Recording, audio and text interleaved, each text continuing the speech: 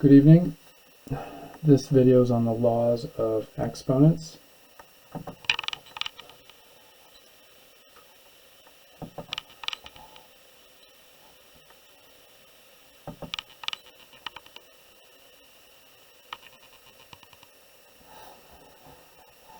Okay, first off, we're going to define exponent.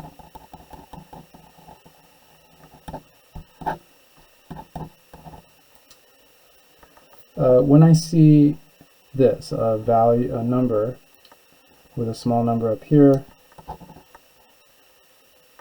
this x is called the base, and this n is called the exponent. And what does that exponent do? It's an instruction. The exponent is telling me to write down that base exactly that many times.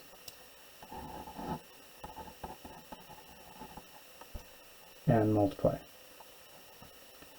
So it's an instruction on how to create a product. A product where every factor is this base. And that n is simply an instruction how many times to use that base as a factor. So x to the fourth power is telling me to write down that x 4 times.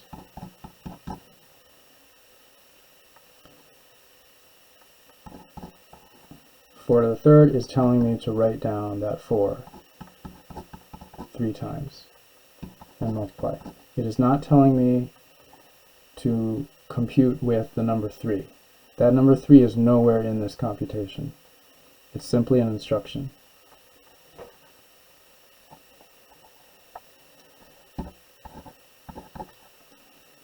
Another thing to keep in mind about exponents is that exponent belongs to just this base, unless the exponent follows parentheses, in which case that exponent belongs to everything in the parentheses. So what's the difference here? Well, here, since that exponent only belongs to the 2, it's telling me to do -1 times whatever 2 to the fourth is. This is telling me to do -2 times -2 times -2 times -2. This would turn into that.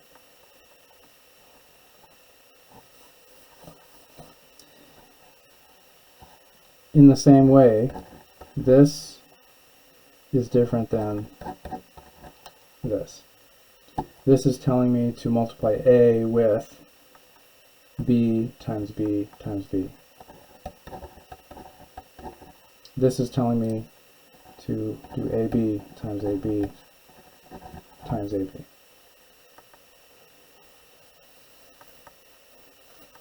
Okay? So using this simple definition of exponent, we can now develop some laws about exponents that we call the laws of exponents. And the first one is called multiplying like bases that are the same.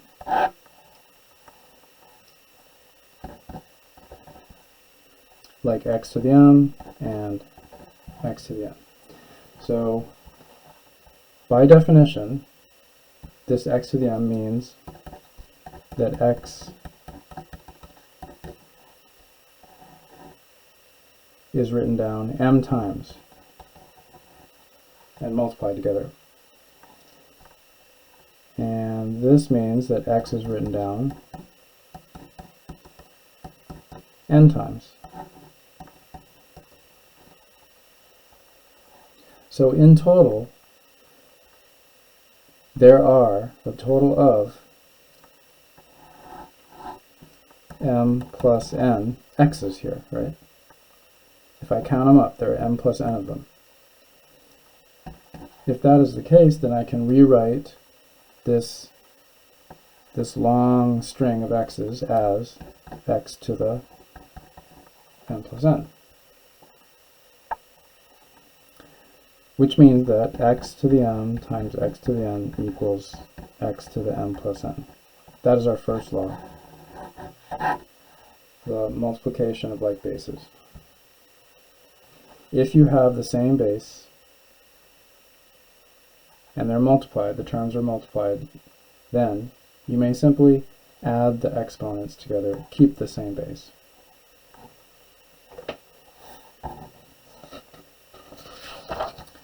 Okay, our next law is called power to a power.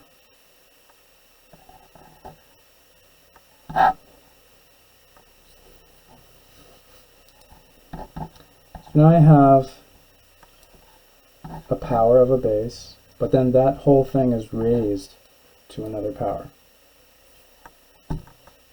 So let's go back to the definition. What is this telling me to do?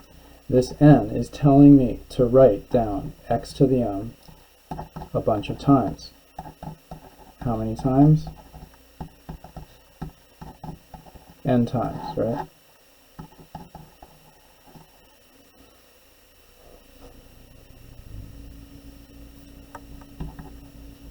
Okay, so let's think about how many x's there are here. So every one of these x to the m's has m x's. And then I have n of these groups of m x's. So how many total x's do I have here? M times n, right? I have m times n x's here. So I can rewrite that as x to the mn. So that's our second law. Power to power. X to the m raised to the n is x to the mn.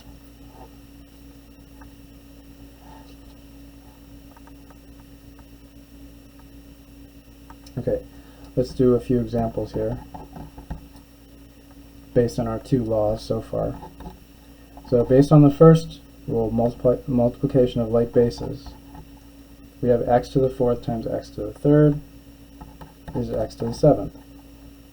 Based on power to a power, x to the fourth raised to the third is x to the 12th. Why is this? Because this is simply 4x's followed by 3x's. That's a total of 7x's that are being multiplied. That's why it's x to the 7th. Here, I have 3 groups of 4x's. So that's a total of 12x's. X to the 12th.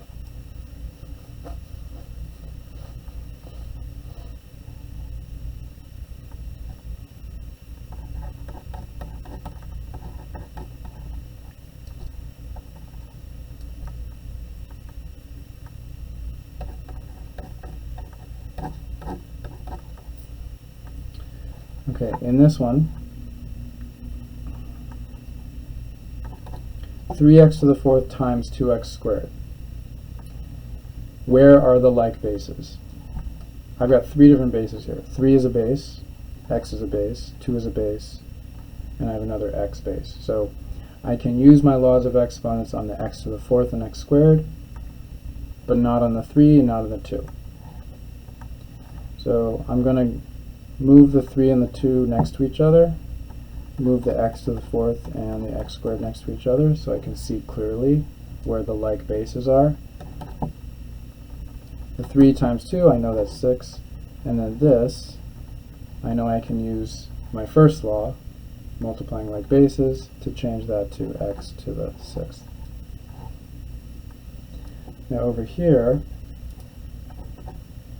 this is where I use power to a power.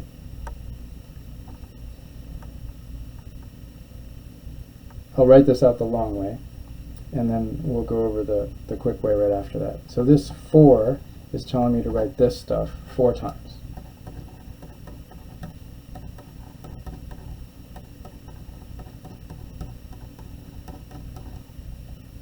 Okay, now I'm going to put all these negative 3's first, and then all my x squareds after that. Okay, that gives me 81. And then all these x squareds becomes x to the 8th. Okay, so negative 3x squared in parentheses to the fourth becomes 81x to the eighth. Now there is a quicker way we can go from here to here. Let me write that down again.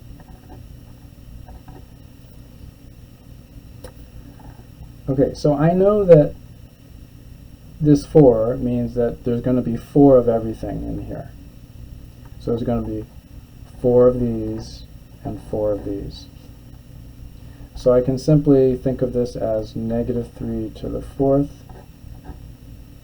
and x squared to the fourth. So negative 3 to the fourth becomes 81, and then x squared to the fourth becomes x to the eighth by the power to the power.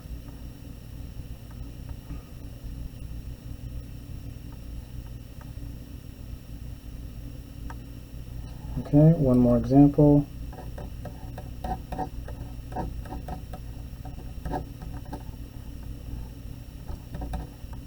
Okay, I'm going to use power to power again, but twice, because I can use it here and here.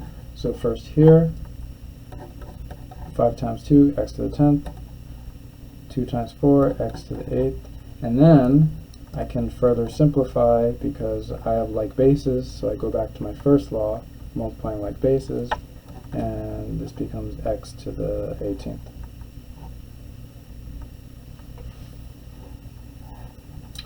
Okay, next is power of a product.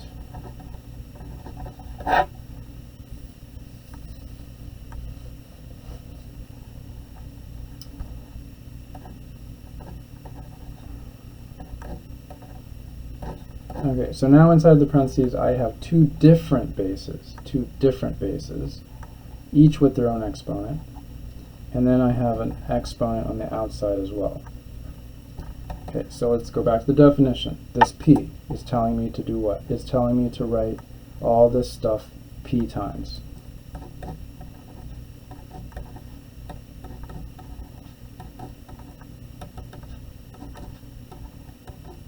Okay, so I've written all that stuff p times. And since this is multiplication and multiplication is commutative, I'm going to move stuff around so that all the x's come first.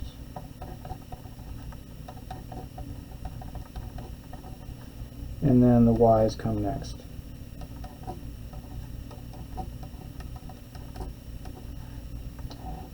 So these are my x's and these are my y's. And there's the same number of each. So, as we said before, total number of x's here is pm, or mp. So this becomes y to the mp. Total number of y's here, np.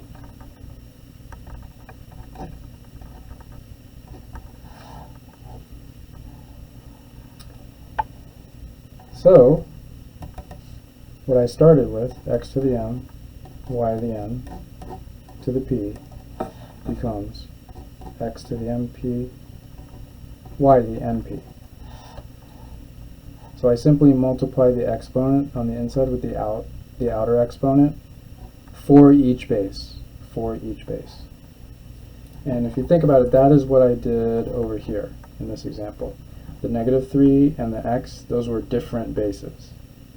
The negative 3 got raised to the fourth. The x squared also got raised to the fourth. That was power of a product rule that I was applying there.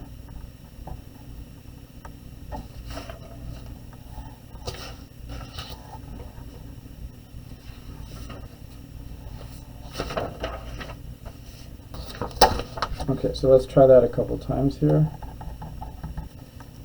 Some examples.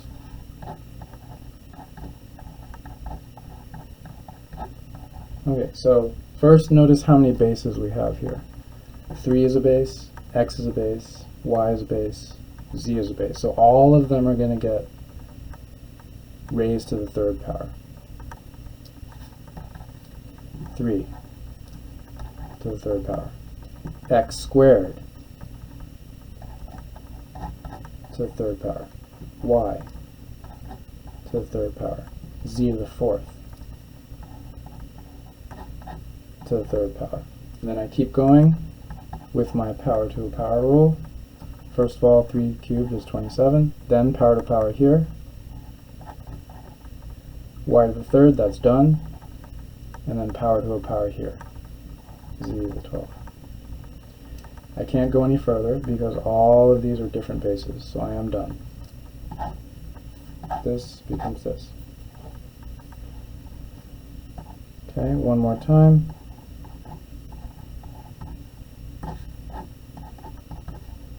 Negative 2 gets raised to the fourth power. That's 4 negative signs, so that's going to be positive 16, not negative 16. Then x cubed gets raised to the fourth. Then y squared gets raised to the fourth. And then z gets raised to the fourth.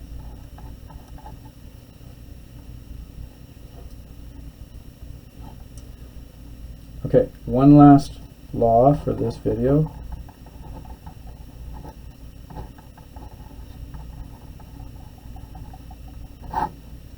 Dividing like bases. So these division problems are going to be expressed in fractions. Okay, so I have a term dividing by another term, but these terms have the same base and different exponents. And for this example, we'll say that m is greater than n. So this exponent is bigger than this exponent, okay?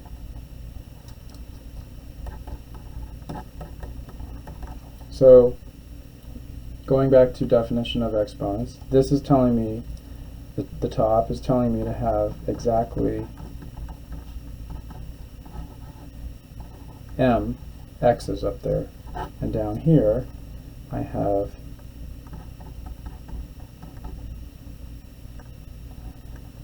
n x's here.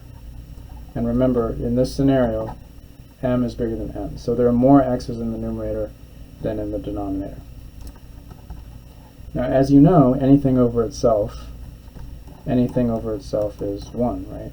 So I can cancel pairs of common factors in the numerator and denominator. So I can cancel this x with this x, this with this with this, and I can keep going until I'm done, until there are no more pairs to cancel. So if I keep doing that, and there are more x's in the top than in the bottom, eventually I'm going to run out of x's in the denominator, and I'll have leftover x's in the top. So let's say this represents all the x's left over in the top. How many of them are there going to be? There will be exactly m minus n x's left in the top, because I had m in the top and I had n in the bottom, and all of those ones in the bottom got canceled out. So what does this mean? Well, it means that I can rewrite this in exponential form, x to the m minus n power. So x to the m over x to the n, when m is bigger than n, when m is bigger than n, becomes x to the m minus n.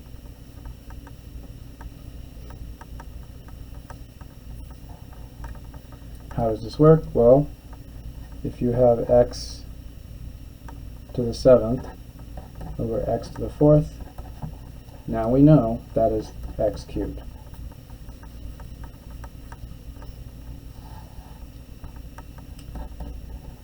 Okay, but then you're probably wondering, what if m isn't bigger than n? Okay, so let's say m is less than n. So now this is the bigger exponent. Well, that would mean that in the top I'll have m x's again, and in the bottom I'll have n x's. And this time n is bigger than n. So when I cancel, I will have at least one extra x in the denominator.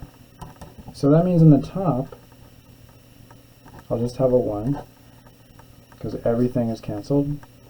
And in the bottom, I'll have a certain number of x's, right? How many x's? Exactly n minus m x's.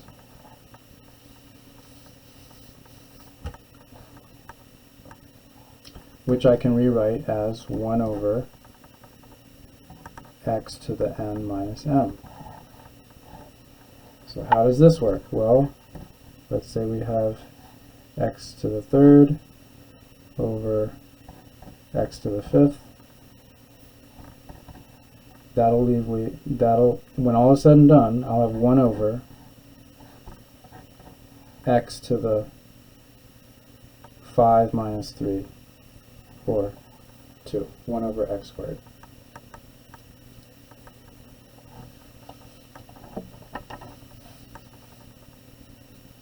Okay, one last example.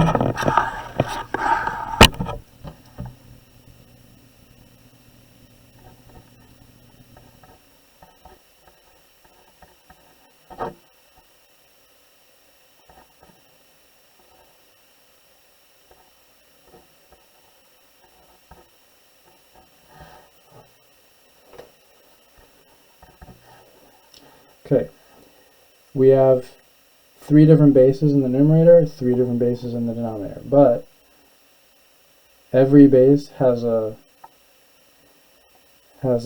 partner base in the denominator. So for each of these pairs, we can use our dividing like bases rule, either this one or this one. So first, one at a time, the x's. The exponent is larger in the top, so in the top I'll have x squared left. The y cubed and the y cubed, they cancel, right? Because those are identical, so I'll just cross that out. And the z squared over z to the 7th, the denominator has the higher exponent, so I'll have leftover z's in the bottom, exactly 5 of them. Okay, and that's all for now. And the next video we'll have 2 more laws, the negative exponent and the 0 exponent.